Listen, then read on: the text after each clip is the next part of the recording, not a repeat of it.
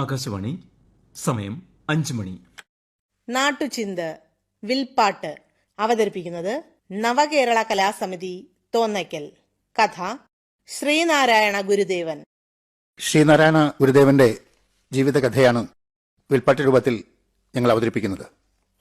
ഇന്ന് ലോകം മുഴുവനും അത്ഭുത ആദരങ്ങളോടെയാണ് ഗുരുദേവന്റെ ജീവിതത്തെയും ആദർശങ്ങളെയും നോക്കിക്കാണുന്നത്.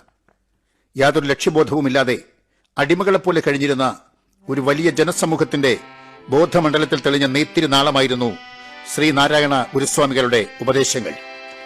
നമ്മുടെ സമൂഹത്തിൽ ഇന്ന് സ്നേഹവും മൃദുല വികാരങ്ങളും ഒക്കെ ബലികഴിക്കപ്പെടുകയാണ്. മനുഷ്യർ തമ്മിൽ മത്സരവും വിദ്വേഷവും വർദ്ധിക്കുന്നു.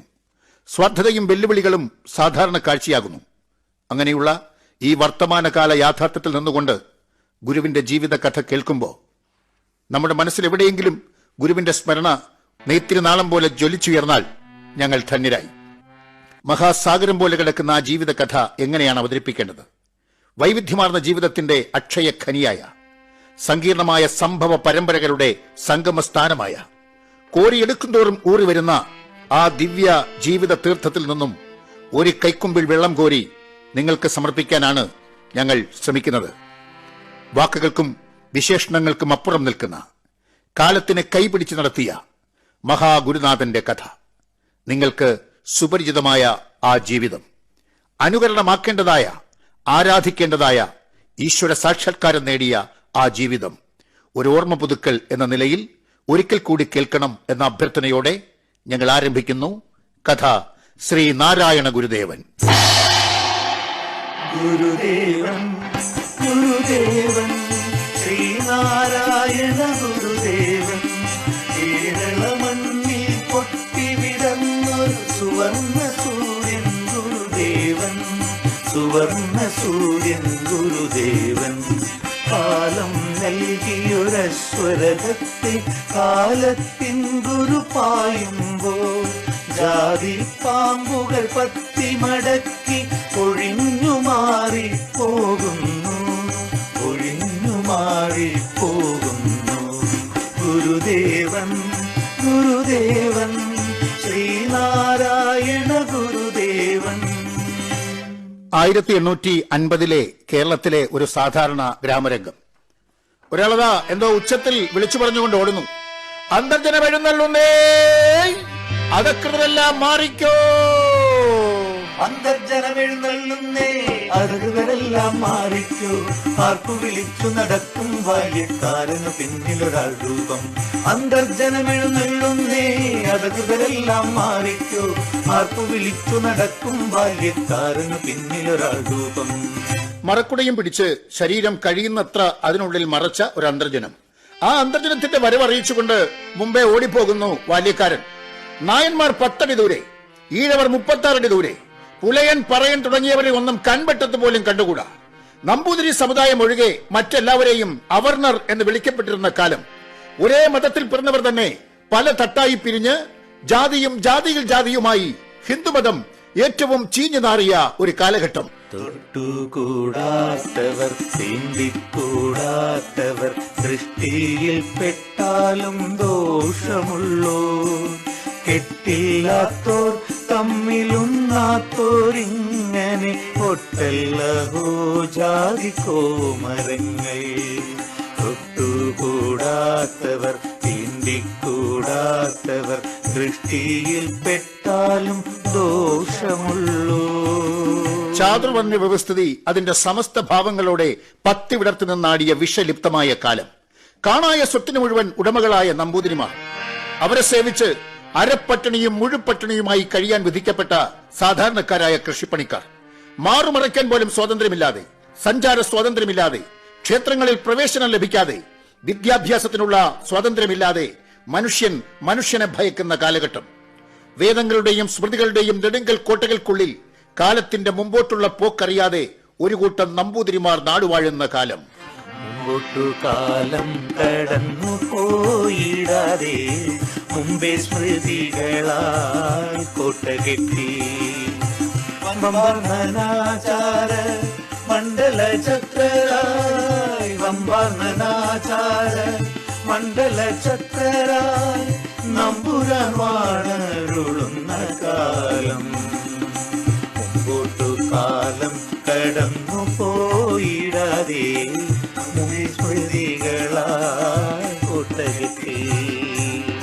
അങ്ങനെ ഒരു കാലഘട്ടത്തിലാണ് നമ്മുടെ ഈ കഥ നടക്കുന്നത്.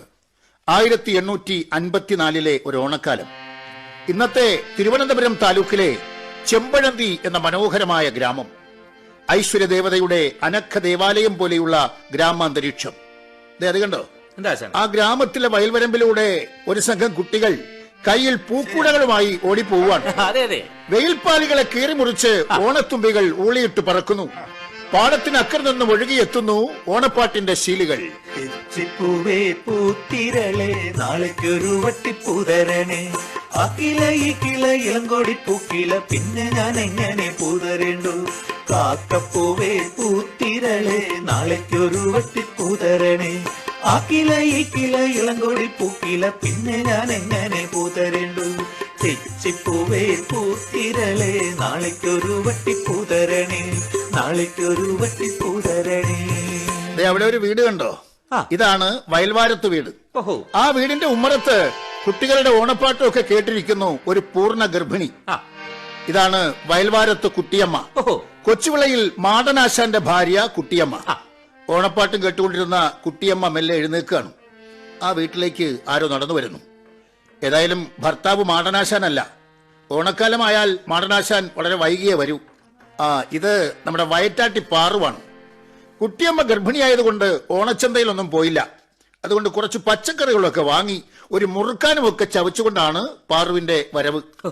വയറും താങ്ങിപ്പിടിച്ച് ബന്ധപ്പെട്ട് നിൽക്കുന്ന കുട്ടിയമ്മയെ കണ്ട് പാറു കണക്ക് കൂട്ടി.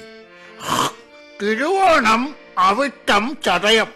എടി പെണ്ണെ, 3 ദിവസത്തിനുള്ളിൽ ഇവിടെ ഒരു ഉണ്ണി പിറക്കും. ചിലർ സഹായങ്ങളൊക്കെ കുട്ടിയമ്മയ്ക്ക് ചെയ്തു കൊടുത്തിട്ട് പാറുപോയി. തിരുവോണവും അവിട്ടവും കഴിഞ്ഞിരിക്കുന്നു. ഇന്ന് ചതയമാണ്. പാറുവിന്റെ കണക്കുകൂട്ടലിൽ കുഞ്ഞു പിറക്കുന്ന ദിനം. കുട്ടിയമ്മയ്ക്ക് വല്ലാത്ത ക്ഷീണം. പാറു അടുത്ത് തന്നെ ഉണ്ട്. ശരീരത്തിന് വല്ലാത്ത വേദന. അവിടെയതാ കുട്ടിയമ്മ പ്രസവ വേദന കൊണ്ട് പിടയുന്നു. അന്തരീക്ഷത്തിനൊക്കെ വല്ലാത്ത മാറ്റം. സസ്യലതാദികൾ ഏതോ പുണ്യകർമ്മത്തിന് സാക്ഷ്യം വഹിക്കുമ്പോൾ നിശ്ചലമായി നിൽക്കുന്നു. ആ മുറിയിൽ അപൂർവമായ ഒരു സുഗന്ധം നിറയുന്നു. നിമിഷങ്ങൾ ഒന്നൊന്നായി കഴിഞ്ഞുപോയി. അതാ വയൽവാരത്ത് വീട്ടിൽ ഒരു പിഞ്ചു കുഞ്ഞ് പിറന്നിരിക്കുന്നു. ഓമനത്തിൽ തുളുമ്പുന്ന ദൈവിക പരിവേക്ഷമുള്ള ഒരു ആൺകുഞ്ഞ്. വയറ്റാട്ടി പാറു അത്ഭുതപ്പെട്ട് നിൽക്കുകയാണ്. കാരണം ഇവർ ഒരുപാട് പ്രസവങ്ങൾ എടുത്തിട്ടുണ്ട്. പക്ഷെ ഈ കുഞ്ഞ് കരയുന്നില്ല. കൈകാൽ കുടഞ്ഞ് ചുണ്ടിൽ ചൈതന്യമുള്ള ഒരു പുഞ്ചിരിയുമായി എല്ലാവരെയും പരിചയഭാവത്തിൽ അങ്ങനെ നോക്കുന്നു.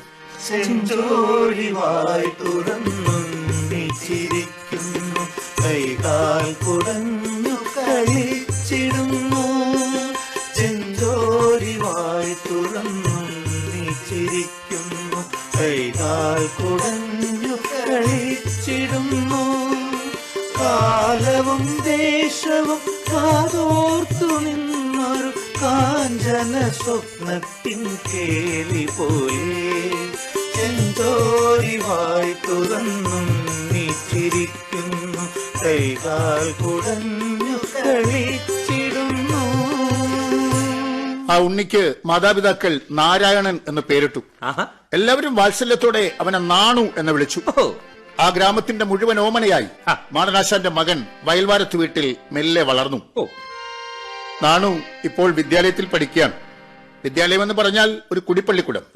സിദ്ധരൂപം, ബാലപ്രബോധം, അമരകോശം എന്നിവയെല്ലാം കൊച്ചു നാണു വേഗം പഠിച്ചു. പഠനകാലത്ത് തന്നെ വല്ലാത്തൊരു ഈശ്വരഭക്തി നാണുവിനുണ്ടായിരുന്നു. മറ്റു കുട്ടികളൊക്കെ കളികളിൽ ഏർപ്പെടുമ്പോ നാണു ഈശ്വരാരാധനയിൽ മുഴുകും. ഒന്നും മിണ്ടാതെയുള്ള ഏകാന്ത ധ്യാനം. അതുകൊണ്ട് തന്നെ കുട്ടികൾ നാണുവിനെ കളിയാക്കി വിളിക്കും നാണു ഭക്തൻ. തന്നെ ഇങ്ങനെ കൂട്ടുകാർ കളിയാക്കി വിളിക്കുമ്പോ നാണു ഒന്ന് പുഞ്ചിരിക്കും. എന്നിട്ട് മെല്ലെ നടന്നു പോകും. ഒരു വലിയ വാർത്ത കേട്ടാണ് ചെമ്പഴന്തി ഗ്രാമം അങ്ങ് ഉണർന്നത്. മാടനാശാന്റെ മകനെ കാണാനില്ല. നാണുവിനെ കാണാനില്ല. കുടിപ്പള്ളിക്കുണ്ടത്തിലില്ല. സ്ഥിരമായി കാണുന്ന എങ്ങുമില്ല. വയൽവാരത്ത് വീട്ടിൽ കൂട്ട നിലവിളിയായി. പക്ഷെ നാണുവിന്റെ അമ്മാവനായ കൃഷ്ണൻ വൈദ്യൻ തറപ്പിച്ചു പറഞ്ഞു, അവൻ വരും, ആരും തിരയണ്ട. പക്ഷേ തിരക്കാതിരിക്കാൻ കഴിയുമോ? അച്ഛനും അമ്മയും ബന്ധുക്കളും എല്ലായിടവും തിരക്കി. ആർക്കും നാണുവിനെ കണ്ടെത്താൻ കഴിഞ്ഞില്ല. അത് കണ്ടോ? വിജനമായ ആ പ്രദേശത്ത് ഭാഗികമായി ഇടിഞ്ഞു പൊളിഞ്ഞു കിടക്കുന്ന ഒരു ഭഗവതി ക്ഷേത്രം. നരിച്ചീറുകളും മൂങ്ങകളും ഒക്കെ ചേക്കേറിയിരിക്കുന്ന ആ ക്ഷേത്രത്തിന്റെ മണ്ഡപത്തിൽ ദേവിക്ക് അഭിമുഖമായി കൈകൂപ്പിയിരിക്കുന്നു ഒരു ബാലൻ. കൈകൂപ്പിയേ കാന്ത ധ്യാനത്തോടെ, മിഴികളിൽ നനവാർന്ന ഭക്തിയോടെ, ദേവി കോപത്തിൻ സൂര്യാലേ ദേവിയെ തന്നെ ഭജിച്ചിരിപ്പൂ, ദേവിയെ തന്നെ ഭജിച്ചിരിപ്പൂ. ഇത് നമ്മുടെ നാണുവാണ്. ശരീരം മുഴുവൻ വസൂരി ബാധിച്ചിരിക്കുന്നു. വസൂരിക്ക് ചികിത്സയില്ലാത്ത കാലം. രോഗവിവരം ആരെയും അറിയിക്കാതെ ആരും വരാത്ത ആ ക്ഷേത്രത്തിൽ ദേവിയെ ഭജിച്ചുകൊണ്ടിരിക്കുകയാണ് നാണു. 18 ദിവസം കഴിഞ്ഞപ്പോ മനസ്സിന്റെ വിശ്വാസം പോലെ നാണുവിന്റെ രോഗം ഭേദമായി. പിന്നെയും എത്രയോ കാറ്റടിച്ചു, മരപ്പച്ചകൾ എത്രയോ പൂത്തു, പിന്നെയും എത്രയോ മഞ്ഞുള്ള രാവുകൾ കണ്ണുനീർ തുള്ളികൾ വാർത്തു. പിന്നെയും എത്രയോ കാറ്റടിച്ചു, മരപ്പച്ചകൾ എത്രയോ പൂത്തു, പിന്നെയും എത്രയോ മഞ്ഞുള്ള രാവുകൾ കണ്ണുനീർ തുള്ളികൾ വാർത്തു, കണ്ണുനീർ തുള്ളികൾ വാർത്തു. വർഷങ്ങൾ ഒന്നൊന്നായി കടന്നുപോയി. നാണുവിന് നാരായണന് 20 വയസ്സായിരിക്കുന്നു. സംസ്കൃത ഭാഷ കൂടുതൽ പഠിക്കണം എന്നൊരു മോഹം. അക്ഷരാഭ്യാസികളായ അവർണ്ണനെ ആട്ടിപ്പായിച്ചിരുന്ന കാലം. സംസ്കൃത പാഠം കേട്ടുപോയാൽ ചെവിയിൽ ഈയം പോലും ഉരുക്കിയൊഴിച്ചിരുന്ന കാലം. സ്നാനമശ്വം ഗജം മത്തം ഋക്ഷഭം കാമമോഹിതം ശൂദ്രമക്ഷര സംയുക്തം ദൂരത പരിവർജയേൽ എന്ന് ഉരുവിട്ട് പഠിപ്പിക്കുന്ന കാലം. ഏതായാലും നാണു സംസ്കൃതം പഠിക്കണമെന്ന് തീരുമാനിച്ചു. കായംകുളത്തിന് സമീപം പുതുപ്പള്ളിയിലുള്ള കുമ്മംപള്ളി രാമൻപിള്ള ആശാന്റെ അടുത്തെത്തി നാണു തന്റെ ആഗ്രഹം അറിയിച്ചു. ആശാൻ നാണുവിനെ ഒന്ന് തറപ്പിച്ചു നോക്കി. എന്താ സംസ്കൃതത്തിലൊരു കമ്പം? പഠിച്ചതൊക്കെ പോരെ? പോരാ, ദേവഭാഷയല്ലേ സംസ്കൃതം. ഒരു സാധാരണക്കാരൻ അത് കൂടുതൽ പഠിച്ചാൽ എന്താകും എന്നൊന്നറിയണമല്ലോ. നിശ്ചയദാർഢ്യം സ്ഫുരിക്കുന്ന വാക്കുകൾ. ആശാന് നാണുവിനെ ഇഷ്ടമായി. ശിഷ്യനായി സ്വീകരിച്ചു. അസാമാന്യമായ സ്വഭാവ ഗുണം, മിതമായ ഭാഷണം, സദാചാര ബോധം, സൂക്ഷ്മമായ ബുദ്ധി വൈഭവം. അങ്ങനെ നാണു ആ വിദ്യാലയത്തിലെ ചട്ടമ്പിയായി. ചട്ടമ്പിയോ? ചട്ടമ്പി എന്ന് പറഞ്ഞാൽ ഇന്നത്തെ മോണിറ്റർ. കുട്ടികൾക്കൊക്കെയും നായകന കുമ്മംപള്ളിയിൽ വാണകാലം, വേദാന്തം കാവ്യങ്ങൾ നാടകങ്ങൾ തർക്കങ്ങളും മനപാഠമാക്കി, തർക്കങ്ങളും മനപാഠമാക്കി. പഠനകാലത്ത് നാണവും മറ്റ് ഈഴവ വിദ്യാർത്ഥികളും ഒക്കെ താമസിച്ചിരുന്നത് വാരണപ്പള്ളി എന്ന് പ്രസിദ്ധമായ ഒരു ഈഴവ ഭവനത്തിലാണ്. വിദ്യാഭ്യാസത്തിനായി ദൂരദേശത്തു നിന്ന് വരുന്നവരെ യാതൊരു പ്രതിഫലവും വാങ്ങാതെ ആ വീട്ടുകാർ അവിടെ താമസിപ്പിച്ചിരുന്നു. പഠനം പൂർത്തിയാക്കാൻ ഏതാനും മാസങ്ങൾ അവശേഷിക്കെ നാണുവിന് ഒരു രോഗം പിടിപെട്ടു. രക്താതിസാരം. അദ്ദേഹം ചെമ്പഴന്തിയിലേക്ക് മടങ്ങി. അമ്മാവൻ കൃഷ്ണൻ വൈദ്യന്റെ ചികിത്സ കൊണ്ട് രോഗം ഭേദമായി. വിദ്യാസമ്പന്നായ നാരായണൻ വെറുതെ ഇരുന്നില്ല. തന്റെ വീടിനടുത്ത് ഒരു കുടിപ്പള്ളിക്കൂടം ആരംഭിച്ചു. ധാരാളം വിദ്യാർത്ഥികൾ നാണുവിന്റെ ശിഷ്യന്മാരായി. അങ്ങനെ നാണു ആശാനായി. 21 വയസ്സിനിടയിൽ താൻ നേടിയ അറിവുകൾ നാണു ശിഷ്യന്മാർക്ക് പകർന്നു കൊടുത്തു. ആ പഠനം കുട്ടികൾക്കൊരു പുതിയ അനുഭവമായിരുന്നു. സ്ഥിരമായ ശൈലി വിട്ട് നാരായണൻ ആവിഷ്കരിച്ച പുതിയ പഠന രീതി വിദ്യാർത്ഥികളെല്ലാം മറന്ന് നാണുവാശാന്റെ വാക്കുകളിൽ അങ്ങനെ ലയിച്ചിരിക്കും. കണ്ണിൽ തിളങ്ങുന്നു നക്ഷത്രങ്ങൾ, ചുണ്ടിലോ പുഞ്ചിരി തൂനിലാവും, അർത്ഥഗംഭീരമാം ശ്ലോകങ്ങളും അർത്ഥം നിറയും കഥകളുമായി മനുഷ്യരെല്ലാരും ഒന്നെന്നുള്ള മഹനീയ സന്ദേശം കൂടെ കൂടെ ശിഷ്യരെ കേൾപ്പിച്ചുകൊണ്ടു തന്നെ പാഠം പഠിപ്പിക്കും ഭംഗിയായി. കുടിപ്പള്ളിക്കൂടത്തിലെ ഒഴിവു സമയങ്ങളിൽ ധാരാളം പുസ്തകങ്ങൾ നാണു വായിച്ചു തീർത്തു. പല മതവിഭാഗത്തിലും പെട്ട പണ്ഡിതന്മാർ എഴുതിയ അമൂല്യങ്ങളായ പുസ്തകങ്ങൾ. അവ നൽകുന്ന പുതിയ അർത്ഥങ്ങൾ കണ്ടെത്താൻ വീണ്ടും വീണ്ടും പുസ്തകങ്ങൾ കണ്ടെത്തിയുള്ള വായന. ഇതിൽ നിന്നും ഒരു സത്യം നാണു തിരിച്ചറിഞ്ഞു. എല്ലാ ജാതിയും എല്ലാ മതവും ഒന്നാണ്. മനുഷ്യന് ഒരു ജാതിയും ഒരു മതവും ഒരു ദൈവവുമേ ഉള്ളൂ. ഏറ്റവും വലിയ ജാതി മനുഷ്യജാതി തന്നെയാണ്. ഈ സന്ദേശം സാധാരണക്കാരെ പഠിപ്പിക്കാൻ, സമൂഹത്തിൽ നിന്ന് അകന്നു കഴിയുന്ന പാവപ്പെട്ട പുലയനെയും പറയനെയും ഒക്കെ പഠിപ്പിക്കാൻ അദ്ദേഹം അവരുടെ കുടിലുകളിലേക്ക് കയറി ചെന്നു. ഒരു ജാതി, ഒരു മതം, ഒരു ദൈവം, മനുഷ്യന് ഒരു യോനി, ഒരാകാരം, ഒരു ഭേദവുമില്ലതേ. ഒരു ജാതിയിൽ നിന്നല്ലോ പിറന്നിടുന്നു സന്തതി. നരജാതി നോക്കുമ്പോൾ ഒരു ജാതിയിലുള്ളതാം ഒരു ജാതി, ഒരു മതം, ഒരു ദൈവം മനുഷ്യന്, ഒരു യോനിയൊരാകാരം, ഒരു ഭേദവുമില്ലതേ. സാധാരണക്കാരന്റെ മനസ്സിൽ വീണ ചിന്തയുടെ ആദ്യ തീപ്പൊരി, ഒരു ജാതി, ഒരു മതം, ഒരു ദൈവം. അവർ നാരായണനാശാന്റെ വാക്കുകൾ ശ്രദ്ധാപൂർവം കേട്ടു തുടങ്ങി. പക്ഷെ നാണു ഇങ്ങനെ കുടിലുകളിലേക്ക് കയറി ഇറങ്ങുന്നത് ബന്ധുക്കൾക്ക് ഇഷ്ടമായില്ല. അതാ വയൽവാരത്ത് വീട്ടിൽ നാരായണന്റെ ബന്ധുക്കളൊക്കെ കൂടിയിരിക്കാൻ അവിടെ ഗൗരവമായ ഒരു ചർച്ച നടക്കുന്നു. കുടുംബത്തിന്റെ ചീത്തപ്പേരുണ്ടാക്കി ഇവനെ ഇങ്ങനെ വിടാൻ പറ്റില്ല. പിന്നെ എന്ത് ചെയ്യും? പിടിച്ച് കെട്ടിയിടാൻ പറ്റുമോ? കെട്ടിയിടണ്ട, പക്ഷെ ഇവനെ കെട്ടിക്കണം. ആ ചർച്ച നീണ്ടുപോയി. ഒടുവിൽ എല്ലാവരും കൂടി നാണുവിനെ കല്യാണം കഴിപ്പിക്കാൻ തീരുമാനിച്ചു. മാളനാശാന്റെ കുടുംബത്തിൽ തന്നെയുള്ള കാളി എന്ന പെൺകുട്ടിയെ വധുവായും നിശ്ചയിച്ചു. നാണുവിന്റെ അഭിപ്രായം പോലും പരിഗണിക്കാതെ ആ വിവാഹം നടന്നു. പക്ഷെ വിവാഹത്തിന് നാണു പോയില്ല. ഇല്ല, മുടങ്ങിയില്ല. അന്നത്തെ നാട്ടാചാരം അനുസരിച്ച് വരന്റെ സഹോദരി പുടവ കൊടുത്ത് വധുവിനെ വീട്ടിലേക്ക് കൊണ്ടുവന്നു. സമയം രാത്രിയായി. അതാ വയൽവാരത്ത് വീട്ടിൽ ലളിതമെങ്കിലും കമനീയമായി അലങ്കരിച്ചിരിക്കുന്ന മണിയറയിൽ കാളിപ്പെണ്ണ് നാണുവിനെയും കാത്തിരിക്കുകയാണ്.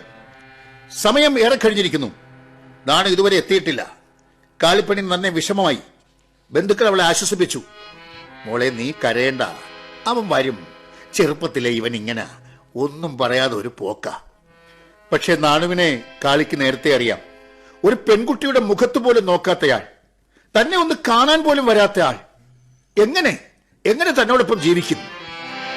മംഗല്യമാല്യം മണക്കുന്ന വീടിന്റെ ഉമ്മരത്തിണ്ണയിൽ നിന്നു പെണ്ണ്, ജീവിതം നൽകിയ മധുരബലത്തിന്റെ വിലയങ്ങറിഞ്ഞു പകച്ചു നിന്നു. ദൈവാംശമുള്ളൊരു പുണ്യ പുരുഷന്റെ മൊഴി നാളെ നാടിന്റെ നാദമാകും.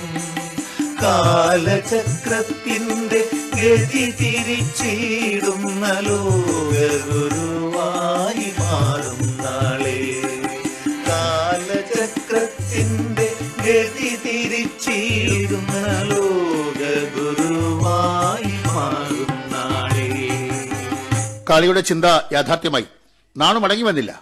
വിവാഹ ജീവിതം ഇഷ്ടപ്പെടാതിരുന്ന നാണു തന്റെ നിയോഗം ഗാർഹസ്ഥ്യമല്ല എന്ന യാഥാർത്ഥ്യം തിരിച്ചറിഞ്ഞ് നാടിന്റെ നാനാഭാഗങ്ങളിലേക്കും സഞ്ചരിച്ചു. ഇതിനിടയിൽ തന്നെ അദ്ദേഹം നാരായണ ഗുരുസ്വാമി എന്നറിയപ്പെട്ടു തുടങ്ങിയിരുന്നു. ഈ സഞ്ചാരത്തിനിടയിലാണ് ഗുരുസ്വാമികൾ ചട്ടമ്പി സ്വാമികളെ കണ്ടുമുട്ടുന്നത്. അസാധാരണമായ ഒരു കൂടിക്കാഴ്ച. രണ്ട് ആധ്യാത്മിക ആചാര്യന്മാരുടെ കണ്ടുമുട്ടൽ, പരസ്പര ബഹുമാനത്തോടെയുള്ള ചർച്ചകൾ. നാരായണ ഗുരുസ്വാമികളെ കാണാൻ അദ്ദേഹം എത്തുന്ന സ്ഥലത്തൊക്കെ ധാരാളം ആളുകൾ വന്നുകൊണ്ടിരിക്കുന്നു. ഒന്നും ആഹ്വാനം ചെയ്യാതെ, ഒന്നും അഭ്യർത്ഥിക്കാതെ, എന്തിന് ഒരു പ്രസംഗം പോലും ചെയ്യാതെ ഗുരുദേവൻ ജനഹൃദയങ്ങൾ കീഴടക്കി. ആ മല കണ്ടോ? ഇതാണ് മരുത്വാമല.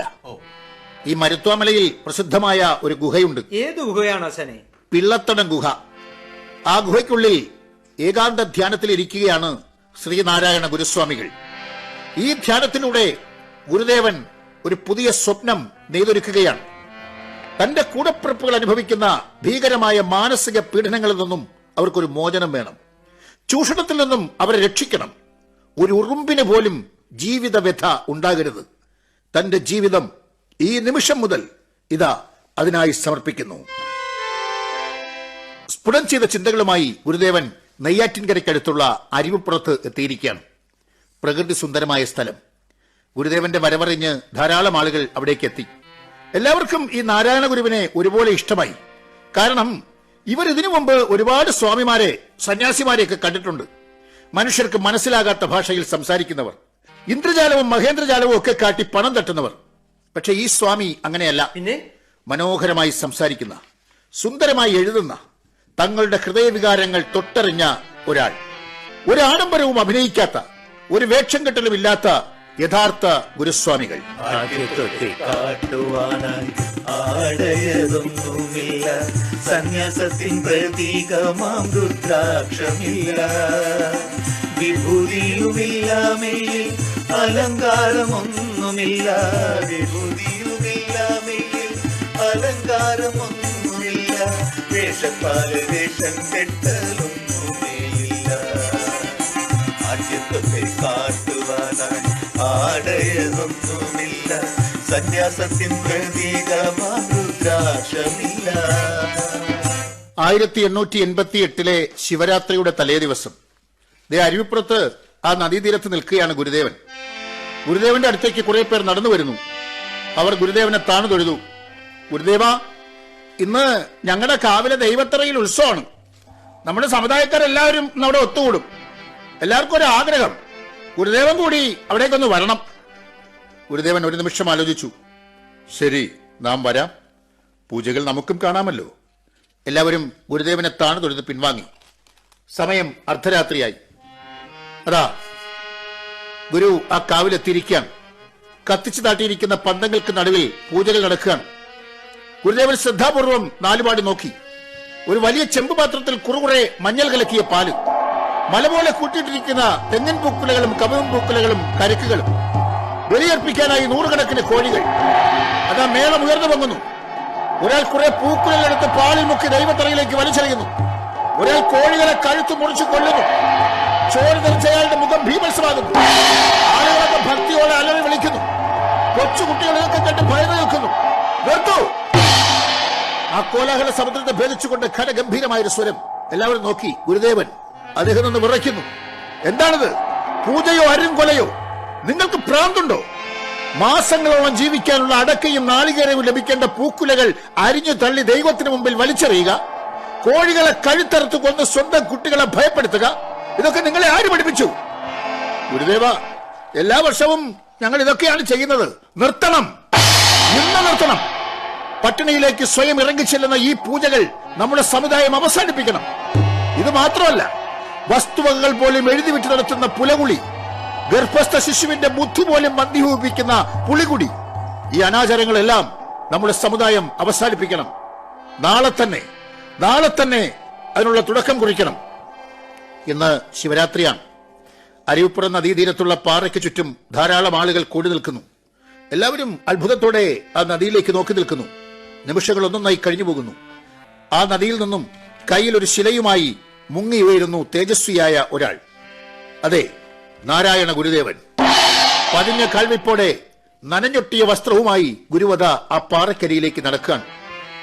ഗുരു ആ ശില ശിവലിംഗ സങ്കല്പത്തിൽ പാറപ്പുറത്ത് പ്രതിഷ്ഠിച്ചു. പിൽക്കാലത്തുണ്ടാകാൻ പോകുന്ന വലിയ ഒരു സാമൂഹ്യ വിപ്ലവത്തിന് ഗുരുദേവൻ ആ മുഹൂർത്തത്തിൽ തുടക്കം കുറിച്ചു. ഈ പ്രതിഷ്ഠ ചില ആധ്യാത്മിക പണ്ഡിതന്മാരെ ചൊടിപ്പിച്ചു. എന്തിനാ ഇവിടെ ഇപ്പോ ഇങ്ങനെ ഒരു പ്രതിഷ്ഠ? ആരാധിക്കാൻ, അല്ലാതെന്തിനാ?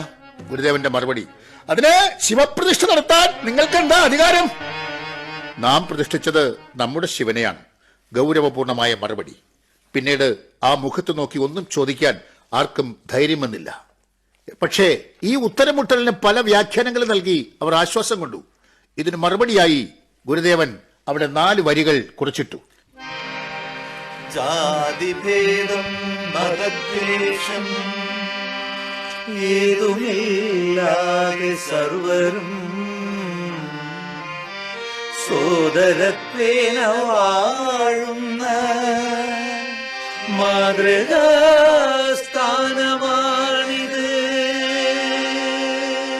അരുവിപ്പുറത്ത് തുടങ്ങി കളവാംകോട് ക്ഷേത്രത്തിലെ കണ്ണാടി പ്രതിഷ്ഠയിലൂടെ അവസാനിപ്പിച്ച പ്രതിഷ്ഠകളിലൂടെ ഗുരുദേവൻ പഠിപ്പിച്ച പാഠം നമുക്ക് ഇന്നറിയാം. ക്ഷേത്രങ്ങളിൽ നിന്നും തീണ്ടാപ്പാടകളെ മാറ്റി നിർത്തിയ തന്റെ സമുദായത്തിനെ ദൈവവുമായി അടുപ്പിച്ച് ഉള്ളിലുള്ള ഭയം മാറ്റാനും അങ്ങനെ ഒരു കൂട്ടായ്മയിലൂടെ സമൂഹത്തിന്റെ മുഖ്യധാരയിലേക്ക് കടന്നു വരുവാനുമുള്ള നിശബ്ദമായ ഒരു ആഹ്വാനമായിരുന്നു ഈ പ്രതിഷ്ഠകൾ. കണ്ണാടി പ്രതിഷ്ഠയിലൂടെ ദൈവം തന്നിലുണ്ട് എന്ന ബോധം ഓരോരുത്തരെയും പരോക്ഷമായി അദ്ദേഹം പഠിപ്പിക്കുകയും ചെയ്തു. വേനലും മഞ്ഞും മഴയുമായി കാലം പതുക്കെ കടന്നു പോയി. 1000 മൊട്ടുകൾ പൂക്കളായി 1000 പൂക്കളടർന്നു വീണു. വേനലും മഞ്ഞും മഴയുമായി കാലം പതുക്കെ കടന്നു പോയി. ഒരു തെളിഞ്ഞ പ്രഭാതം. അതാ നാരായണ ഗുരുദേവന്റെ അടുത്തേക്ക് ഒരു ചെറുപ്പക്കാരൻ നടന്നു വരികയാണ്. ഗുരു ഒരു നിമിഷം ആ യുവാവിന്റെ മിഴികളിലേക്ക് നോക്കി. ഒരു ദൈവിക പരിവേഷം ആ ചെറുപ്പക്കാരൻ ഗുരുവിന്റെ മുഖത്ത് കണ്ടു. വിനയത്തോടെ ആ ചെറുപ്പക്കാരൻ ഗുരുവിനെ തൊഴുതു. എന്റെ പേര് കുമാരനാശൻ എന്ന് വിളിക്കും.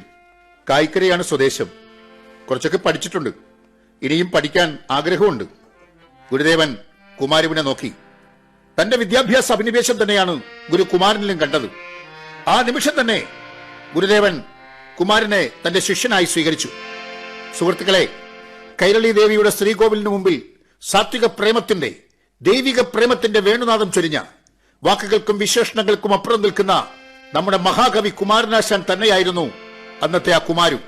ഒരു പക്ഷേ ഗുരുദേവന്റെ മുമ്പിൽ ഒന്നും മിണ്ടാൻ കഴിയാതെ ഭയന്നു നിന്ന കുമാരനാശാൻ അന്ന് ചിന്തിച്ചിരിക്കാം, കമ്മതില്ല പരനുള്ളു കാട്ടുവാൻ ഒന്നുമേ നരനുപായമീശ്വരൻ ഇന്നു ഭാഷയത പൂർണ്ണമങ്ങഹോ വന്നു പൊമ്പിഴയുമർത്ഥശങ്കയ തന്നതില്ല പരനുള്ളു കാട്ടുവാൻ ഒന്നുമേ നരനുപായമീശ്വരൻ ഇന്നു ഭാഷയത പൂർണ്ണമങ്ങഹോ വന്നു പൊമ്പിഴയുമർത്ഥശങ്കയ. ഗുരുദേവന്റെ അനുഗ്രഹത്തോടെ പഠനത്തിനായി കുമാരു കൽക്കത്തയിലേക്ക് പോയി. ഡോക്ടർ പൽപ്പുവിന്റെ വസതിയിൽ താമസിച്ചു. പക്ഷേ കൽക്കത്തയിൽ പ്ലേഗ് രോഗം പടർന്നതോടെ വിദ്യാഭ്യാസം ഉപേക്ഷിച്ച് കുമാരനാശാന് മടങ്ങേണ്ടി വന്നു. അദ്ദേഹം ഗുരുവിനൊപ്പം പിന്നീട് പ്രവർത്തിച്ചു. SNDP യോഗത്തിന്റെ ആദ്യ ജനറൽ സെക്രട്ടറിയായി. ടാഗോറും മഹാത്മജിയും നിരവധി പ്രമുഖരും ശിവഗിരിയിൽ ഗുരുവിന്റെ സന്നിധിയിലെത്തി ഗുരുദേവനെ കണ്ടു. എല്ലാവരെയും സമഭാവനയോടെ കണ്ടുകൊണ്ട് സമൂഹത്തിന്റെ തിന്മകൾക്കെതിരെ ഗുരുദേവൻ പ്രവർത്തിച്ചുകൊണ്ടേയിരുന്നു. നിരവധി വർഷങ്ങൾ കടന്നുപോയി. 1928 സെപ്റ്റംബർ 20 കന്നി 5. നാടിന്റെ നാനാഭാഗങ്ങളിൽ നിന്നും ജനസഞ്ചയം ശിവഗിരിയിലേക്ക് ഒഴുകിയെത്തുന്നു. എല്ലാവരുടെയും മുഖത്ത് അരുതാത്തതെന്തോ സംഭവിക്കാൻ പോകുന്നതിന്റെ ഭീതി നിറഞ്ഞു നിൽക്കുന്നു. ഇഹലോക ജീവിതത്തിൽ നിന്നും വിട പറയാൻ ഗുരുദേവൻ തീരുമാനിച്ചിരിക്കുന്നു. ഗുരുവിന്റെ മുഖത്ത് ശാന്തതയും ചൈതന്യവും. എല്ലാവരും കണ്ണടച്ച് ഗുരുവിനായി പ്രാർത്ഥിക്കുന്നു. നിമിഷങ്ങൾ ഒന്നൊന്നായി കഴിഞ്ഞുപോയി. ഗുരുവിന്റെ ജീവിതത്തിലെ അനർഘ നിമിഷങ്ങൾ എല്ലാ മനസ്സിലും ഒരു ചലനചിത്രം പോലെ കടന്നുപോകുന്നു. അത് ആ മുഖത്തേക്ക് ഒരു ദൈവിക പരിവേഷം വന്ന് നിറയുന്നു. അന്തരീക്ഷത്തിൽ അപൂർവമായ സുഗന്ധം. ഗുരുദേവൻ എല്ലാവരെയും ഒന്നുകൂടി നോക്കി. ആ ചുണ്ടുകൾ എന്തോ പറയാൻ ശ്രമിക്കുന്നു. ഒന്നും വ്യക്തമാകുന്നില്ല. അവ്യക്തമായ അക്ഷരങ്ങൾ. പക്ഷെ കൂടെ നിൽക്കുന്നവർക്ക് കാര്യം മനസ്സിലായി. ഗുരുദേവൻ എപ്പോഴും ആവർത്തിച്ചു പറയാറുള്ള ഉപദേശങ്ങൾ: വിദ്യ കൊണ്ട് പ്രബുദ്ധരാവുക, വ്യവസായം കൊണ്ട് അഭിവൃദ്ധി പ്രാപിക്കുക, സംഘടന കൊണ്ട് ശക്തരാകുക. അതെ, അനർഘങ്ങളായ ഉപദേശങ്ങളുടെ വെള്ളി വെളിച്ചം നമുക്ക് നൽകിയിട്ട് ആ സൂര്യൻ അണഞ്ഞു. സൂര്യൻ ഞങ്ങൾ നിണമൊഴുകിയിടും നാൾ വരെയും പൊഴിന്തില്ലേ വെള്ളി വെളിച്ചം തലമുറയെത്ര കഴിഞ്ഞാലും അന്ന് പിറന്നൊരു നാട്ടിൽ തന്നെ പിറന്നത് ഞങ്ങൾക്ക് ആഹ്ലാദം. അന്ന് കടന്നൊരു വീതിയിരുന്നു നടപ്പത് ഞങ്ങൾക്ക് അഭിമാനം. അണയുകയില്ലേ സൂര്യൻ ഞങ്ങൾ നിണമൊഴുകിയിടും നാൾ വരെയും പൊഴിന്തില്ലേ വെള്ളി വെളിച്ചം തലമുറയെത്ര കഴിഞ്ഞാലും. നാട്ടുചിന്തിൽ വിൽപ്പാട്ട് അവതരിപ്പിച്ചത് നവകേരള കലാസമിതി തോന്നയ്ക്കൽ. പങ്കെടുത്തവർ മണികണ്ഠൻ തോന്നയ്ക്കൽ, അനീഷ് തോന്നയ്ക്കൽ, ജയരാജ്, പ്രസാദ് മുടപുരം, അശോക് കൈരളി, സുജൻ തോന്നയ്ക്കൽ, ക്രിസ്റ്റഫർ, ഷിജി നവകേരള, അനിൽ പോത്തങ്കോട്.